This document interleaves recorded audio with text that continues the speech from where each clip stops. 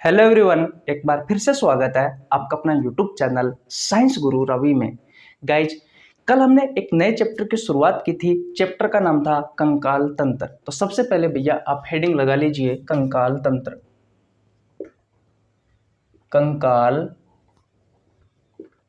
तंत्र, skeleton system. Guys, ये कंकाल तंत्र की वीडियो आपको रोज शाम 7 बजे मिला करेगी। रोज शाम 7 बजे। इस चैप्टर की गाइज एक क्लास कंप्लीट हो चुकी है। ये भैया दूसरी क्लास है, यानी कि इस चैप्टर का ये भाग 2 है। भाग 1 में बेटा हमने कंकाल तंत्र का इंट्रोडक्शन आपको बताया था कि क्या होता है बेटा कंकाल तंत्र, बाह्य कंकाल तंत्र क्या होता है, अंतः कंकाल तंत्र क्या होता है, बाह्य कंकाल तंत्र के उदाहरण क्या क्या थे, अंतः कंकाल तंत्र के उदाहरण क्या क्या थे, बाह्य कंकाल तंत्र किसका बना होता है, अंतः कंकाल तंत्र किसका बना होता है।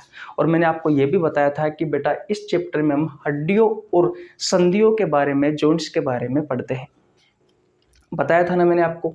अगर आपने कल की वीडियो नहीं देखी है तो आपको नीचे लिंक डिस्क्रिप्शन मिल जाएगा, आप जाकर चेकआउट कर सकते हैं। गाइज, आज हम अस्थियों के बारे में जानेंगे, हड्डियों के बारे में जानेंगे कि भैया हड्डियों का अध्ययन हम विज्ञान की जिस शाखा में करते हैं उस शाखा को क्या कहते हैं।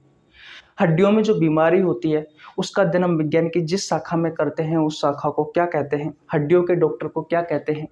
एक नवजात शिशु में हड्डियों की संख्या कितनी होती है, हमारे शरीर में यानी कि एक वयस्क व्यक्ति में हड्डियों की संख्या कितनी होती है। हमारी हड्डियां एक अंग है या फिर कुछ और है भैया, ये टिश्यू है या आप कह सकते हो ऊतक है। हमारी हड्डियों में कौन कौन सी कोशिका पाई जाती है, हमारी हड्डियों की संरचना कैसी होती है, हमारी हड्डियों का कार्य क्या है। बेटा ये सारी कहानी आपको इस वीडियो में देखने को मिलेगी। तो भैया आप हेडिंग क्या लगाओगे, आप हेडिंग लगाओगे बेटा बोन, यानी कि अस्थि। आप हड्डी भी लिख सकते हो बेटा, आप हड्डी भी लिख सकते हो। अब बेटा सबसे पहले एक क्वेश्चन हमारे दिमाग में आता है, ध्यान से समझना बेटा। जितने भी क्वेश्चन आपसे आपके प्रतियोगी परीक्षाओं में पूछे गए हैं वो सभी क्वेश्चन मैं आपको साथ ही साथ में करवाने वाला हूं। और ये वीडियो सभी प्रतियोगी परीक्षा जैसे railway, SSC, NDA, PCS, net, पटवार, पुलिस सभी परीक्षाओं के लिए उपयोगी है। तो बेटा मैं कह रहा था कि भैया यहाँ से एक क्वेश्चन जो आपसे बार बार आपके प्रतियोगी परीक्षाओं में पूछा जाता है वो क्या है। एक क्वेश्चन है बेटा कि भैया हमारे शरीर में कितनी हड्डी होती है। ये क्वेश्चन बेटा एक बेसिक क्वेश्चन है और हमारे दिमाग में भी आता रहता है कि भाई हमारे शरीर में तो बहुत सारी हड्डियां हैं, कितनी होती है हमारे शरीर में ये हड्डियां।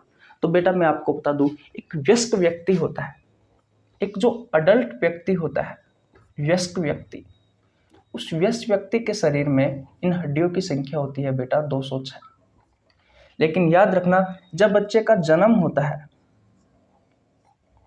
यानी कि शिशु, जो शिशु होता है उस शिशु के शरीर में बेटा जो अस्थि होती है वो बेटा 300 से अधिक होती है। अब बेटा जब जन्म लिया उस समय तो 300 से अधिक थी, आप कह सकते हो 300 थी, लेकिन जब वो वयस्क हुआ तो फिर घट क्यों गई, ये 206 क्यों बची। बेटा होता क्या है, बहुत सारी छोटी छोटी हड्डियां आपस में जुड़ करके एक हो जाती हैं। यही कारण होता है कि जब ये वयस्क व्यक्ति होगा यानी कि जब ये अडल्ट होगा ये बच्चा, उसमें बेटा 206 हड्डियां ही बचती है और जन्म के समय कितनी होती है 300 या 300 से अधिक होती है। अगर आपसे क्वेश्चन पूछा जाए कि एक वयस्क व्यक्ति में अस्थियों की संख्या कितनी होती है तो बेटा कितनी होती है 206 होती है और जन्म के समय कितनी होती है 300 से अधिक होती है।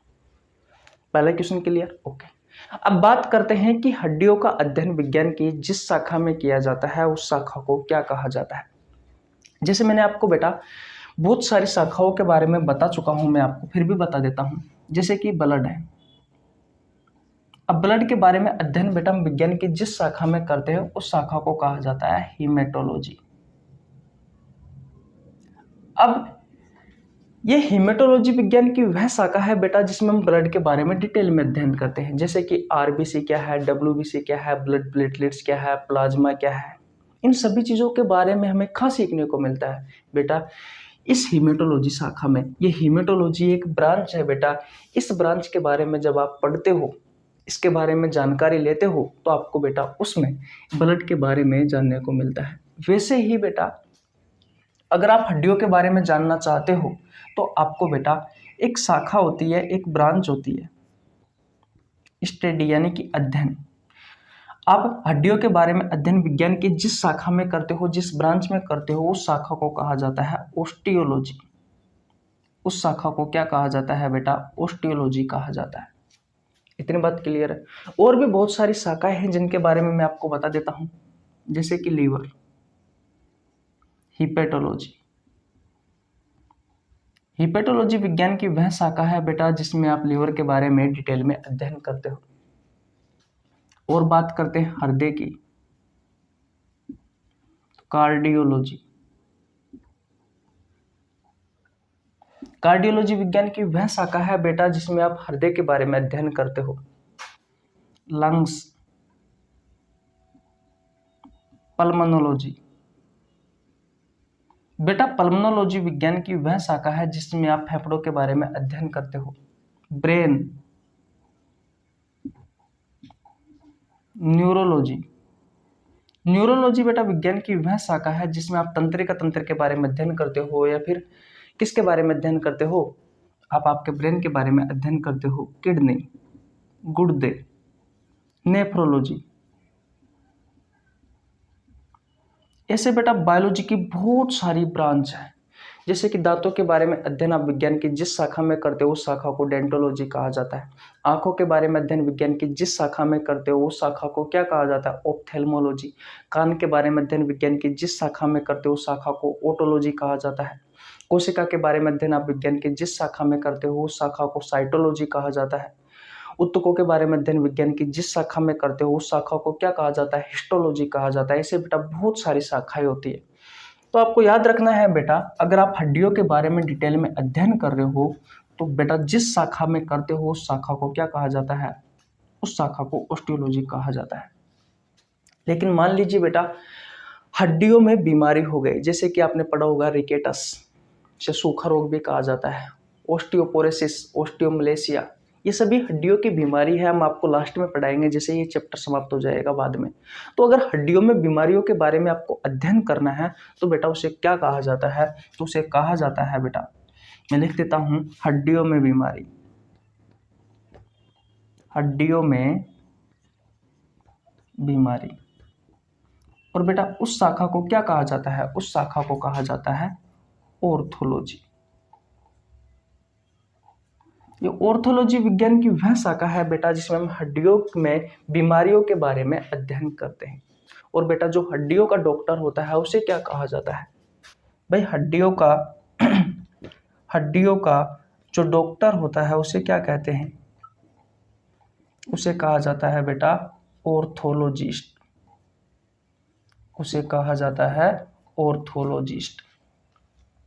बोलो, इतनी बात क्लियर है? ओके। अब मुझे ये बताओ बेटा, क्या हड्डी अंग है क्या?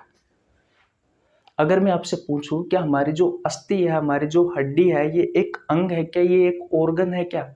नहीं बेटा, हड्डी ऑर्गन नहीं है। आपकी जो हड्डी होती है वो एक टिश्यू है, वो एक उत्तक है। और उत्तक भी कैसा? हमारे शरीर का सबसे कठोर उत्तक। हमारे शरीर का सबसे कठोर उत्तक, सबसे कठोर उत्तक। और ये क्वेश्चन बेटा सीपीओ एसआई में पूछा गया था। सीपीओ एसआई के एग्जाम में पूछा गया था कि हमारे शरीर का सबसे कठोर उत्तक कौन है? तो वो है भैया आपकी हड्डी। आ रहा है कुछ समझ में? अब भैया उत्तक क्या होता है? तो आप सभी को पता है बेटा, group of cell. Group of cell, कोशिकाओं का समूह क्या कहलाता है? कोशिकाओं का समूह बेटा उत्तक कहलाता है। क्या कहलाता है? उत्तक कहलाता है। यानी कि हमारी हड्डियों में बेटा कोशिका होगी। भाई इसका मतलब तो यही है। भाई इसका मतलब तो यही है। उत्तक क्या होता है? Group of cell. जब कोशिका समूह बना लेती है तो उत्तक का निर्माण होता है। कहने का मतलब बेटा हमारी हड्डियों में सेल पाई जाती है। जी हाँ बेटा, बिल्कुल कोशिका पाई जाती है। अब बात आती है कौन सी सेल पाई जाती है, कौन सी कोशिका पाई जाती है? तो बेटा दो कोशिका पाई जाती है। एक पाई जाती है ओस्टियोसाइट और एक पाई जाती है बेटा ओस्टियोक्लास्ट। ओस्टियोसाइट जो कोशिका है बेटा ये हमारी हड्डियों के निर्माण में सहायक होती है और ओस्टियोक्लास्ट है बेटा ये हड्डियों की मरम्मत में सहायक होती है। इतनी बात क्लियर है? ओके। टिश्यू की बात हो गई, कोशिकाओं की बात हो गई, अध्ययन के बारे में हमें पता लग गया, हमारे शरीर में कितनी हड्डी होती है इसके बारे में हमें पता लग गया। अब बात करते हैं बेटा कि भैया अब बात करते हैं हम आगे कि भैया हमारी हड्डियां किसकी बनी हुई होती है। अब बात करते हैं बेटा कि हमारी हड्डियां किसकी बनी हुई होती है, यानी कि हमारी हड्डियों का निर्माण किससे होता है। तो बेटा CaCO3 कैल्शियम कार्बोनेट व CaPO4 कैल्शियम फॉस्फेट ये हड्डियों के निर्माण में सहायक होता है। साथ ही साथ में बेटा ओसिन प्रोटीन भी होती है हमारी हड्डियों में। बोलो क्या ये सारी चीजें आपको समझ में आई? अब देखिए आपको पता है वनडे कॉम्पिटिटिव एग्जाम में बेटा एक एक लाइन से क्वेश्चन आते हैं। अब क्वेश्चन कैसे आते हैं वो भी समझ लीजिए। अगर आपसे क्वेश्चन पूछा जाए कि हमारी हड्डियों में कौन सी प्रोटीन होती है तो भैया आपका आंसर होना चाहिए ओसिन प्रोटीन होती है। कुछ मात्रा में म्यूकोप्रोटीन भी होती है। हमारी हड्डियों के निर्माण में कौन सहायक होता है तो बेटा कैल्शियम कार्बोनेट में कैल्शियम फॉस्फेट सहायक होता है। इतनी बात क्लियर है? एक वयस्क व्यक्ति में अस्थियों की संख्या कितनी होती है? 206 होती है। एक नवजात शिशु में अस्थियों की संख्या कितनी होती है? तो 300 से अधिक होती है। अस्थियों का अध्ययन विज्ञान की जिस शाखा में किया जाता है उस शाखा को क्या कहा जाता है? ओस्टियोलॉजी। हड्डियों में बीमारी या अस्थियों में बीमारियों के बारे में अध्ययन हम विज्ञान की जिस शाखा में करते हैं उस शाखा को क्या कहा जाता है? ऑर्थोलॉजी। हड्डियों का जो डॉक्टर है, अस्थियों का जो डॉक्टर है, जो जॉइंट्स का जो डॉक्टर है बेटा उसे क्या कहा जाता है? उसे ऑर्थोलॉजिस्ट कहा जाता है। हमारे शरीर का सबसे कठोर ऊतक कौन है? तो भैया कौन है? आपकी हड्डी है। हमारी हड्डियों का निर्माण करने में कौन सी कोशिका सहायक होती है? ओस्टियोसाइट कोशिका सहायक होती है। और हमारी हड्डियों की मरम्मत में कौन सी कोशिका सहायक होती है? तो ओस्टियोक्लास्ट सहायक होती है। ये सारी चीजें आपको समझ में आई। अब बात करते हैं बेटा कि हमारे अस्थियों का कार्य क्या है। लेकिन कार्य पढ़ने से पहले बेटा कम से कम आपको हमारी हड्डी की संरचना के बारे में तो पता होना जरूरी है। अब ये जो सारी चीजें मैंने आपको बताई है, कैल्शियम कार्बोनेट, कोशिका, ऊतक, ये देखते हैं बेटा कहाँ पर होते हैं, हम हड्डियों की संरचना बनाते हैं और उसके बारे में जानते हैं डिटेल में। तो इतनी कहानी आपको समझ में आई? ओके बेटा, अगर आपने स्क्रीनशॉट नहीं लिया तो स्क्रीनशॉट ले लीजिए। मैं मेरे बारे में बता देता हूँ। मेरा नाम रवि है। मैं सभी प्रतियोगी परीक्षाओं के लिए बायोलॉजी पढ़ाता हूँ। जो कंटेंट आपको पेड कोर्स में उपलब्ध नहीं होता उससे अच्छा कंटेंट देने की कोशिश करता हूँ। मैंने बायोलॉजी के बहुत सारे चैप्टर करवा रखे हैं, बहुत सारे चैप्टर के MCQ सीरीज करवा रखी है। अगर आपने नहीं देखे हैं तो आप हमारे चैनल पर जाकर जरूर विजिट करें। बेटा ये वीडियो सभी प्रतियोगी परीक्षा जैसे railway, SSC, NDA, PCS, NET, UPSC, SI, Delhi police, कोई सी भी एग्जाम ले लो भैया, वनडे कॉम्पिटिटिव जिनमें बायोलॉजी आती है उन सभी परीक्षाओं के लिए उपयोगी है। इतनी बात क्लियर है? ओके। अब हड्डी की संरचना के बारे में देखते हैं। गाइज अगर आपको वीडियो पसंद आई है तो वीडियो को लाइक कर दीजिए। आपके छोटे भाई के लिए एक प्यारा सा कमेंट कर दीजिए। चैनल पर नया तो चैनल को सब्सक्राइब कर लेना, बेल आइकन को प्रेस कर लेना जिससे आपके पास हमारी वीडियो का नोटिफिकेशन टाइम टू टाइम पहुंच सके। कर दो यार कमेंट, तो इतनी तो बात मान ही सकते हो। देखो भैया अब बात करते हैं हड्डी की संरचना के बारे में।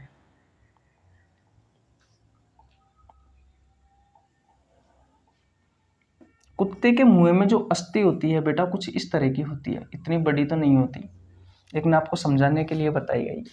बेटा हमारी जो हड्डी होती है वो बीच में से खोखली होती है। ये बीच में से खोखली होती है, पूरी हड्डी नहीं बेटा, कुछ हड्डियां होती है जिनमें ब्लड का निर्माण होता है और वो सभी हड्डियां बीच में से खोखली होती है। ये हमारी हड्डी की संरचना है। देखिए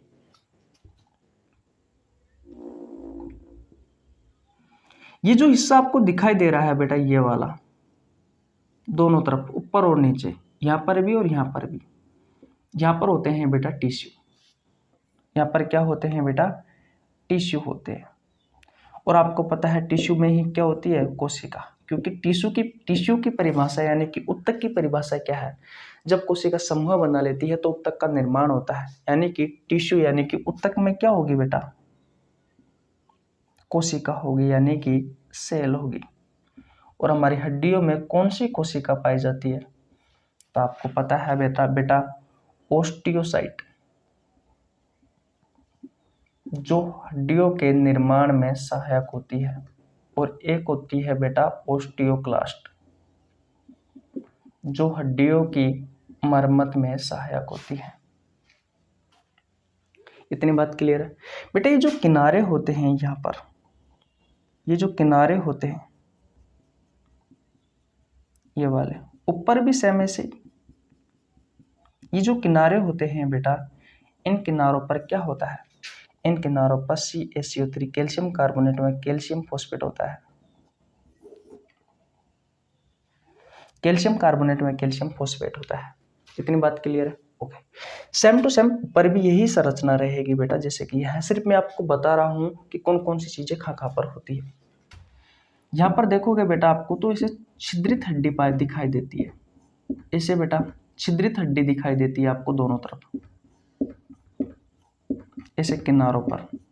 यहाँ पर भी बेटा छिद्रित हड्डी होती है, और इन छिद्रित हड्डियों में क्या पाई जाती है, इनमें पाई जाती है बेटा रेड बोन मेरो, यानी कि लाल अस्थि मज्जा, और इसमें बेटा आरबीसी का निर्माण होता है। वैसे ही बेटा जैसे यहाँ पाई जाती है, इन्हें छिद्रित हड्डी भी बोला जाता है, जैसे यहाँ पाई जाती है वैसे यहाँ भी पाई जाती है, और जैसे ये संरचना यहाँ पाई जाती है सेम वैसे ही संरचना यहाँ पाई जाती है। और बेटा ये खोखला वाला जो पार्ट होता है, इस खोखले वाले पार्ट को कहा जाता है बेटा yellow bone marrow, yellow bone marrow, यानी कि पीली अस्थि मज्जा। और इस पीली अस्थि मज्जा में किसका निर्माण होता है बेटा, तो आप सभी को पता है WBC का, प्लाज्मा का, और बात करें तो ब्लड प्लेटलेट्स का। हाँ खोल दे, ब्लड प्लेटलेट्स का निर्माण होता है। किस किस का निर्माण होता है, WBC का, प्लाज्मा का, ब्लड प्लेटलेट्स का निर्माण होता है। खोल ले गेट। क्या इतनी कहानी आपको समझ में आई? और क्या होता है बेटा येलो बोन मेरो में, वो देखिए आपकी जो पीली अस्थि मज्जा है इसमें बेटा कुछ टिश्यू होते हैं, जैसे कि एडिपोज टिश्यू, एडिपोज टिश्यू, इसे हिंदी में कहा जाता है वसीय उत्तक। और बेटा ये जो एडिपोज टिश्यू होते हैं ये वसा के संग्रहण में सहायक होते हैं, यानी कि वसा को स्टोर करते हैं, वसा के संग्रहण में सहायक होते हैं। क्या ये कहानी समझ में आई आपको? कुछ इस तरीके से बेटा आपकी हड्डी की संरचना होती है। बीच में क्या होते हैं बेटा, टिश्यू होते हैं। इन टिश्यूओं में कोशिका होती है। कोशिका दो प्रकार की होती है जो हड्डियों में पाई जाती है, ओस्टियोसाइट कोशिका जो हड्डियों के निर्माण में सहायक होती है, ओस्टियोक्लास्ट जो हड्डियों की मरम्मत में सहायक होती है, ठीक है। और इनके किनारों पर क्या पाए जाते हैं बेटा, कैल्शियम कार्बोनेट में कैल्शियम फॉस्फेट पाए जाते हैं, यहाँ पर इस जगह पर, इसके पास वाले और यहाँ पर दीवारों पर। और किनारों पर बेटा रेड बोन मेरो पाया जाता है। रेड बोन मेरो लाल अस्थि मज्जा जो आरबीसी के निर्माण में सहायक होती है, या आप कह सकते हो भैया कि ब्लड के निर्माण में सहायक होता है। बीच में येलो बोन मेरो पाई जाती है, पीली अस्थि मज्जा पाई जाती है जो WBC के निर्माण में सहायक होती है, प्लाज्मा के निर्माण में सहायक होती है, ब्लड प्लेटलेट्स के निर्माण में सहायक होती है। और आपको पता है आरबीसी, WBC और ब्लड प्लेटलेट्स और प्लाज्मा चारों मिलकर किसका निर्माण करते हैं, ब्लड का निर्माण करते हैं। यानी कि बेटा हमारी हड्डियों में किसका निर्माण होता है, ब्लड का निर्माण होता है। और इसी पीली अस्थि मज्जा में येलो बोन मेरो में एडिपोज टिश्यू पाए जाते हैं जो बेटा वसा के संग्रहण में सहायक होते हैं। अब इस संरचना से बेटा हम पता लगा सकते हैं कि हमारी जो हड्डियां होती है वो क्या क्या काम करती है। इसका मैं पहले कार्य की बात करूं बेटा तो ये ब्लड का निर्माण में सहायक होती है। ये ब्लड के निर्माण में सहायक होती है। बिल्कुल बेटा ब्लड का निर्माण कर रही है। आरबीसी, डब्ल्यूबीसी, प्लाज्मा और ब्लड प्लेटलेट्स, इतना तो आपको पता होगा, नहीं पता है तो कोई बात नहीं, मैं सुबह ह्यूमन ब्लड वाला चैप्टर करवा रहा हूँ, वहाँ रिवीजन करवा रहा हूँ, वहाँ मैं आपको अच्छे से बता दूंगा। वैसे मैं बता देता हूँ बेटा, जो ब्लड होता है वो दो भागों में बटा हुआ होता है, एक होता है ठोस भाग और एक होता है द्रव भाग। जो ठोस भाग होता है बेटा वो ब्लड का 45% भाग होता है, जो द्रव वाला भाग होता है वो ब्लड का 55% भाग होता है। ठोस भाग में बेटा हम पढ़ते हैं ब्लड सेल्स के बारे में, जिसमें आती है आरबीसी, डब्ल्यूबीसी और ब्लड प्लेटलेट्स। और जो द्रव वाला भाग होता है बेटा वो 55% होता है ब्लड का, उसमें हम पढ़ते हैं प्लाज्मा के बारे में। यानी कि आरबीसी, डब्ल्यूबीसी, प्लाज्मा और ब्लड प्लेटलेट्स, ये चारों मिलकर किसका निर्माण करते हैं? ब्लड का। इसलिए भैया हड्डियों का पहला कार्य हो गया कि ये ब्लड के निर्माण में सहायक होती है। दूसरा कार्य क्या है? ये वसा को स्टोर करती है। वसा को स्टोर करती है। देखिए जो येलो बोन मेरो है इसमें एडिपोज टिश्यू पाए जाते हैं, वसीय ऊतक पाए जाते हैं जो वसा का संग्रहण करते हैं। जब आपके शरीर में फैट की मात्रा अधिक हो जाती है, वसा की मात्रा अधिक हो जाती है, तो भैया इन एडिपोज टिश्यू में जाकर के संग्रहण हो जाती है कौन? वसा। और जब भी जरूरत होती है तो वो कार्बोहाइड्रेट के रूप में बेटा उसको बदल कर यूज में ले लिया जाता है। इतनी बात क्लियर है। नंबर 3 पर बात करते हैं बेटा, तो ये मिनरल्स को स्टोर करती है। मिनरल्स को स्टोर करने का कार्य करती है। आप देख सकते हो बेटा कैल्शियम, फास्फोरस, इनको स्टोर करने का कार्य कर रही है। नंबर 4 पर बेटा ये सुरक्षा प्रदान करती है हमारे शरीर के जो नाजुक अंग होते हैं उनको। ये 4 मुख्य कार्य होते हैं बेटा किसके? आपकी हड्डियों के।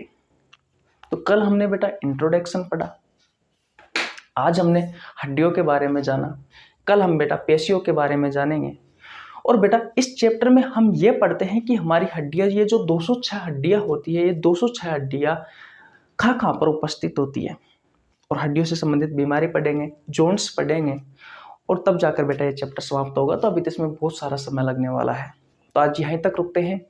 आशा करता हूँ बहुत सारी चीज़ें आपको आज की क्लास में समझ में आई होगी। किस तरीके से हमारी प्रतियोगी परीक्षाओं में क्वेश्चन पूछे जाते हैं वो सारी कहानी भी मैंने आपको बताई है। तो कैसी लगी आपको वीडियो? अगर वीडियो अच्छी लगी हो तो वीडियो को लाइक कर देना, चैनल पर नया तो चैनल को सब्सक्राइब कर लेना, बेल आइकन को प्रेस कर लेना, जिससे आपके पास हमारी वीडियो का नोटिफिकेशन टाइम टू टाइम पहुंच सके। मिलते हैं गाइस नेक्स्ट वीडियो में, तब तक के लिए जय हिंद, जय भारत, राम राम। अगर आपने स्क्रीनशॉट नहीं लिया है तो ले लीजिए भैया। ओके भैया, मिलते हैं सुबह 7 बजे। बायोलॉजी का रिविजन करवाएंगे, जिसमें ह्यूमन ब्लड वाला चैप्टर चल रहा है बेटा, वो वाली क्लास आएगी।